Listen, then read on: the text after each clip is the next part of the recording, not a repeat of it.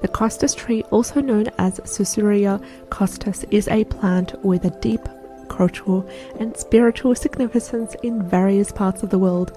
In this article, I'm going to explore the symbolism associated with the Costus tree, as well as its roots. The Costus tree symbolizes healing and medicine. It has been traditionally used for its medicinal properties, particularly in Ayurvedic medicine. So as a result, the plant is often associated with healing and medicine. Its roots are believed to have a potent healing property and can be used to treat a variety of ailments. It also symbolizes purification. In the Hindu culture, the Costus root is considered to be a purifying agent and is used in various purification rituals. The root is believed to have the power to purify the body, the mind, the soul, and to promote spiritual growth.